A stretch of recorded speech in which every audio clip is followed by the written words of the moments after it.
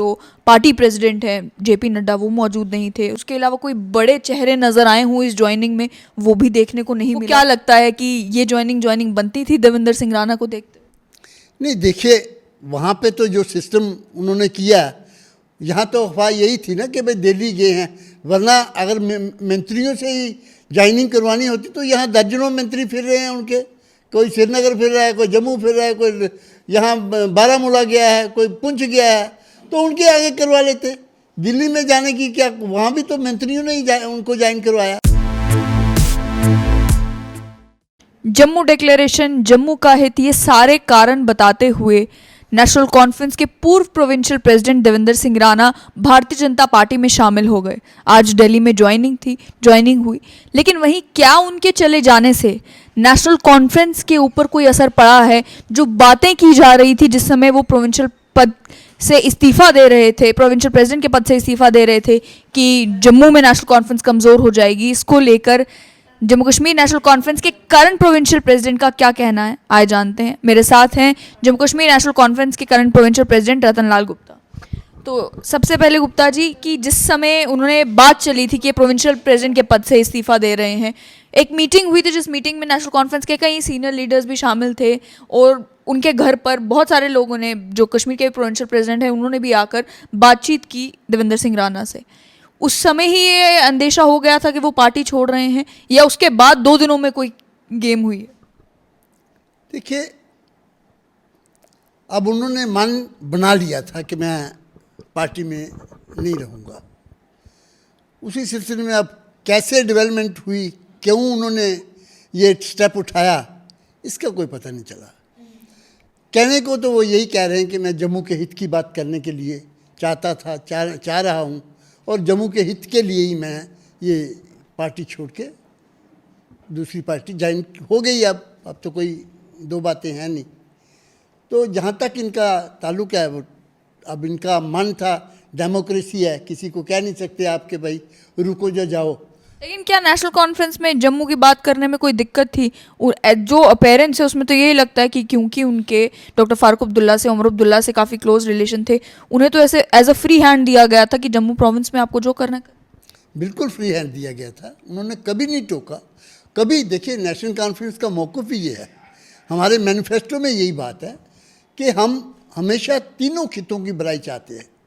लद्दाख की भी उतनी भलाई चाहते हैं, उतनी डेवलपमेंट चाहते हैं, उतनी तरक्की चाहते हैं, कश्मीर की भी और जम्मू की भी। नेशनल कॉन्फ्रेंस ने हमेशा जम्मू के हित की बात की है, कश्मीर के हित की बात की है। जो भी प्रॉब्लम्स लोगों की थी होती हैं, जब नेशनल कॉन्फ्रेंस ये मुद्दे उठाती है, कभी भी ना इनको और ना नेशनल कॉन्फ्रेंस के किसी वर्कर को हमारी लीडरशिप ने या हमारी कोई ऐसी डायरेक्शन हमारी पार्टी को कोई नहीं है। नेशनल कॉन्फ्रेंस हमेशा जम्मू के हर मुद्दे को उठाती है। पहले तो एज ए गवर्नमेंट हमने यहाँ सैकड़ों प्रोजेक्ट शुरू किए थे जम्मू में। आपने देखा हर डिस्ट्रिक्ट में उस समय के प्रोजेक्ट चल रहे हैं, चाहे आप कोई यूनिवर्सिटी की बात कर लीजिए, मेडिकल कॉलेज की बात, कोई भी आप ले लीजिए, जम्मू के अंदर जो भी आपको नजर आएगा वो नेशनल कॉन्फ्रेंस के दौरे हुकूमत। मानते 5 अगस्त 2019 के बाद हालात जो है वो काफ़ी बदल गए थे, सियासत भी जो है वो काफ़ी बदल गई थी, इसके चलते हो सकता है ज्वाइन कर लिया हो। लेकिन अभी जिस तरीके से उनकी ज्वाइनिंग हुई है दिल्ली में, जिस ज्वाइनिंग में भारतीय जनता पार्टी के जो पार्टी प्रेसिडेंट हैं जेपी नड्डा वो मौजूद नहीं थे, उसके अलावा उनके भाई जो हैं वो भी MSN-PMO है, वो तो मौजूद थे, लेकिन उसके अलावा कोई बड़े चेहरे नज़र आए हों इस ज्वाइनिंग में वो भी देखने को नहीं मिला। तो इस ज्वाइनिंग को आप कैसे देखते हैं? क्या उनके स्टैचर के हिसाब से ये ज्वाइनिंग थी दिल्ली वाली ज्वाइनिंग जो उनके भारतीय जनता पार्टी ज्वाइन करने पर होनी चाहिए? देखिए, ये तो बात हम कह नहीं सकते कि उनके दूसरी पार्टी की बात है, किस लेवल पे उनको ट्रीट किया गया वहाँ पे, या उनका कैसे आओ भगत की गई है, या प्रोटोकॉल उनको क्या मिला, ये तो हम कह नहीं सकते। ये पॉलिटिक्स का बड़ा एक्सपीरियंस है, जब कोई उस स्टैचर का व्यक्ति जो है किसी नई पार्टी में जाता है, तो आपको क्या लगता है कि ये ज्वाइनिंग बनती थी देवेंद्र सिंह राणा को देखते? नहीं, देखिए वहाँ पे तो जो सिस्टम उन्होंने किया, यहाँ तो अफवाह यही थी ना कि भाई दिल्ली गए हैं, वरना अगर मंत्रियों से ही ज्वाइनिंग करवानी होती तो यहाँ दर्जनों मंत्री फिर रहे हैं उनके। कोई श्रीनगर फिर रहा है, कोई जम्मू फिर रहा है, कोई यहाँ बारामूला गया है, कोई पुंछ गया है, तो उनके आगे करवा लेते। दिल्ली में जाने की क्या, वहाँ भी तो मंत्रियों ने ही उनको ज्वाइन करवाया। तो हम समझते नहीं, ये तो उनकी अपनी पार्टी की बात है कि पार्टी ने किस लेवल पे उनको ज्वाइन करवाना था या कैसे ज्वाइन करवाना था या क्यों करवाना था, ये तो वही बता सकते हैं, हम उस पर ज़्यादा तबसरा करेंगे नहीं। लेकिन नेशनल कॉन्फ्रेंस की बात की जाए, पार्टी को क्या असर पड़ा है अब उनके चले जाने से? एक परसेप्शन ये है, जो ये सोच रखती है नेशनल कॉन्फ्रेंस में ही, कि उनके चले जाने से जो है जम्मू प्रोविंस में नेशनल कॉन्फ्रेंस बहुत कमज़ोर हो गई है, और एक धड़ा वो भी है जो ये सोचता है कि अब वो नहीं रहे तो बाकी जो लीडर्स हैं उनको मौका मिलेगा आगे आने का, उनको मौका मिलेगा कि वो अपना कामकाज जो है वो करके दिखाएं कि वो पार्टी में कितना कंट्रीब्यूट कर सकते हैं। आप क्या सोच रखते हैं?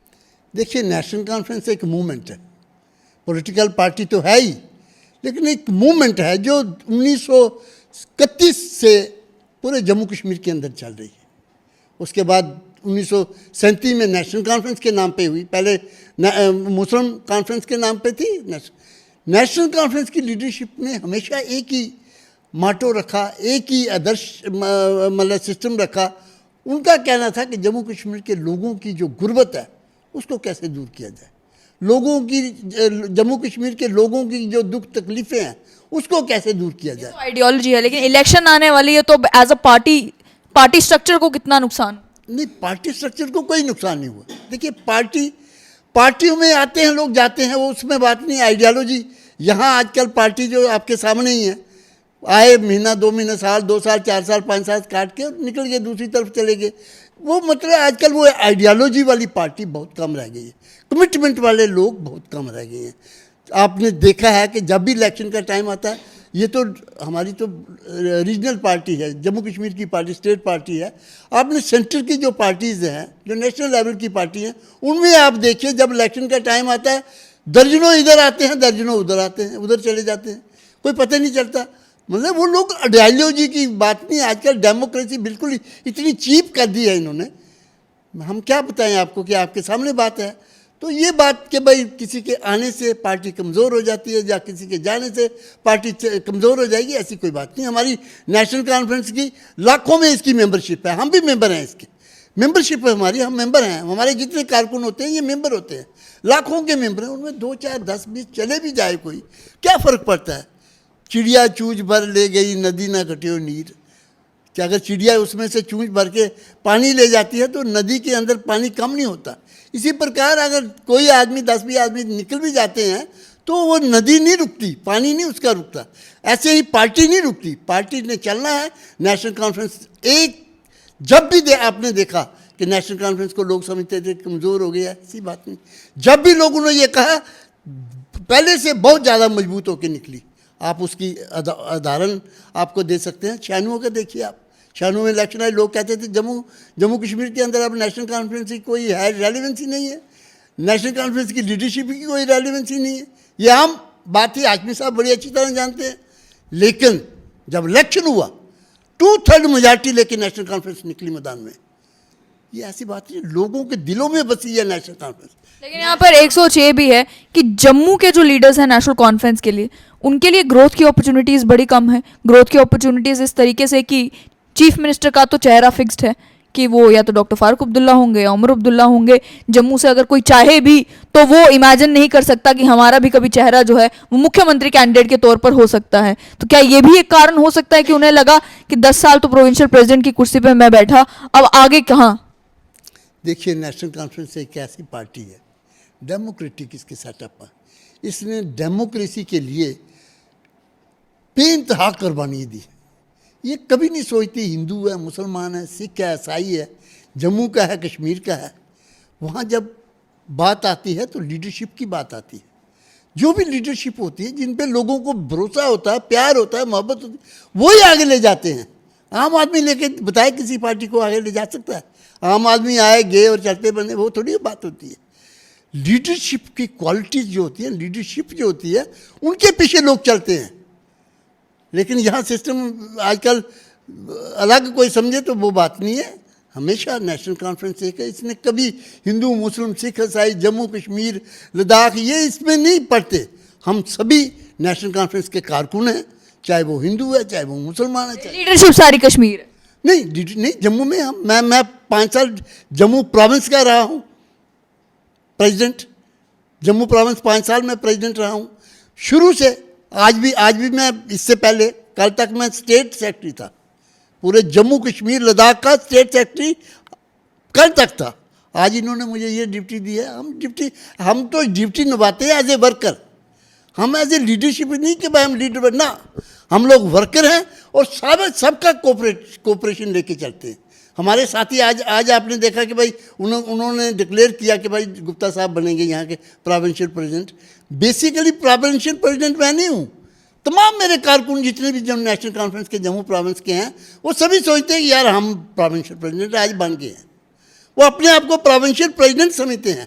वो इसलिए समझते हैं कि भाई हमने कभी आपस में वो नहीं रखा कि मैं प्रोविंशियल प्रेसिडेंट तो मैं कुछ बड़ी ताकत बन गया हूँ और जो मेरा छोटा वर्कर है तो वो छोटा है। नहीं, हम लोग सभी वर्कर हैं, डट के काम करते हैं, लीडरशिप की आशीर्वाद से काम करते हैं, उनका साया हमारे सिरों पे बना हुआ है। और हम रूट, इस वक्त जो नेशनल कॉन्फ्रेंस वाइड पार्टी है जो रूट ग्रास रूट लेवल पे है, तो ग्रास रूट लेवल पे जो पार्टी होती है मैम, उसमें तो आपको जानते हैं नेशनल कॉन्फ्रेंस एक वाइड पार्टी है जिसकी आप कहीं भी चले जाएंगे, लद्दाख में चले जाइए, करगिल में, टुक में, कहीं भी चले जाइए, लखनपुर में, मंडी में चले जाइए, पाडर में चले जाइए, आपको नेशनल कॉन्फ्रेंस के जरूर वहाँ साथी मिलेंगे, वर्कर मिलेंगे। बाकी पार्टियों की हालत देखिए, कांग्रेस का देखिए, बीजेपी का देखिए, वो किसी रीजन में होते हैं, कोई जम्मू में होगा तो कश्मीर में नहीं है, कोई कश्मीर में होगा तो लद्दाख में नहीं है। लेकिन नेशनल कॉन्फ्रेंस एक ऐसी पार्टी है जिसकी जमात की इकाई जो है हमारी हर जगह आपको मौजूद मिलेगी। वो आगे भी कंटिन्यू करता रहेगा। क्या आपको लगता है नुकसान होगा आपको सुरजीत सिंह सलाथिया के चले जाने से, देवेंद्र सिंह राणा के चले जाने से, जो उनकी कॉन्स्टिट्यूएंसीज हैं वहां पर जो नेशनल कॉन्फ्रेंस का दबदबा है उसमें कहीं कमी आएगी? देखिए, कहीं कमजोरी नहीं होती, ये तो बात कहने की होती है। मैं आपको यकीन दिलाता हूँ कि आने वाले हैं इलेक्शन, ज़्यादा दूर नहीं है, नेशनल कॉन्फ्रेंस से ही जम्मू कश्मीर के अंदर हुकूमत बनाएगी, जनाब उमर साहब यहाँ के चीफ मिनिस्टर होंगे और सरकार नेशनल कॉन्फ्रेंस की बनेगी, ये मैं दावे से कह सकता हूँ। ये जो लोग आप डे ड्रीमिंग करते हैं कि नहीं जी हम आगे हैं, हम फेस को कहाँ से लाएंगे, कौन सा फेस आया, कोई फेस नए आ रहे हैं या पुरानों में लाएंगे, ये सब दिन वाले ख्वाब हैं। जम्मू कश्मीर के अंदर नेशनल कॉन्फ्रेंस इतनी मजबूत रही है, आपने देख लिया बीजेपी इस वक्त पीछे जा रही है जम्मू में, कश्मीर में तो है ही नहीं। कश्मीर में कोई नेशनल इसका बीजेपी का आपने देखा ही नहीं। आप डीडीसी के इलेक्शन हुए, आपने देखे करोड़ों रुपए यहाँ खर्चे, पूरी सेंटर की लीडरशिप जो थी, सेंटर की मंत्री हजरात जो थे वो सब कश्मीर में घूम रहे थे। क्यों? जनाब यहाँ डीडीसी का इलेक्शन हो रहा है। आउटकम क्या हुआ वहाँ से? कितनी सीटें आई? एक सीट ली उन्होंने, वो भी बड़ी घबराबाजी करके ली है, वो भी जब श्रीनगर सिटी की थी एक सीट, उसके अलावा तो नहीं ना मिली। मेरा ये कहने का मकसद है कि ये सिर्फ बातें करते हैं। उसके बाद देखिए आप, यहाँ इलेक्शन हुआ अभी Jammu high court bar association का, इनका कैंडिडेट खड़ा किया इन्होंने बीजेपी वालों ने। हालांकि बीजेपी के 350 मेंबर हैं वहाँ पे, लेकिन उन्होंने वोट उसको नहीं दिया और वो हार गया, तीसरे नंबर पे वो आया। आप अंदाज़ा लगाइए, जम्मू के अंदर, जम्मू सूबा में जो जहाँ वो अपनी विरासत समझते हैं, वहाँ उनका ये हाल है। अभी आप ये हुई है, हड़ताल हुई है, जम्मू के अंदर हुई है, किसी ने कोई मतलब कंपेल नहीं किया उनको हड़ताल के लिए, लोगों ने अपने तौर पे की थी और लोगों ने रोष बताया, इनकी पार्टी वालों ने रोष बताया। बिजनेस कम्युनिटी के बुरा हाल है इस वक्त। बिजनेस कम्युनिटी, जो बिजनेस जम्मू का इन्होंने ख़त्म किया है, वो आपके सामने है। मतलब शराब 50-50 साल से लोग शराब की दुकान पे कर रहे थे काम, आज 20,000 फैमिली जो है रोड पे आ गई है। और इन्होंने काम किसको दिया? बाहर वालों को। आप बजरी, रेता, ये जो जितना माइनिंग सिस्टम है, इसमें इनका अपना एमएलसी का आपने प्रेस कॉन्फ्रेंस सुनी होगी, क्या हालत है यहाँ। ये बातें देखने वाली हैं और ये बातें लोगों के दिलों में रोष पैदा कर रही है। और रोष है, वो कहते हैं, जब हड़ताल हुई तो इनके अपने कारकुनों ने कहा कि हमें बीजेपी ने धोखा दिया है और बीजेपी ने हमारे पीठ पे छुरा घूंपा है। इनके कारकुनों ने मुर्दाबाद के नारे लगाए। ये बात छुपी हुई थोड़ी है, सामने है। मेरा कहने का मकसद है कि ये बातें जो कहते हैं कि भाई साहब हम ये कर देंगे वो कर देंगे, ऐसी बात नहीं है। हम तो मैदान में निकलेंगे, इलेक्शन लड़ेंगे, डट के लड़ेंगे और हुकूमत बनाएंगे, ये भी हम आपको कह देते हैं। बहुत बहुत शुक्रिया। तो ये थे जम्मू कश्मीर नेशनल कॉन्फ्रेंस के प्रोविंशियल प्रेसिडेंट रतन लाल गुप्ता, जिनका एक कहना है कि भारतीय जनता पार्टी को लेकर ऑलरेडी जम्मू कश्मीर में लोगों के अंदर रोष है। जब इलेक्शंस की बारी आएगी तो नेशनल कॉन्फ्रेंस बताएगी कि लोगों में भारतीय जनता पार्टी को लेकर कितना गुस्सा है, और सरकार भी जम्मू कश्मीर में नेशनल कॉन्फ्रेंस की ही होगी।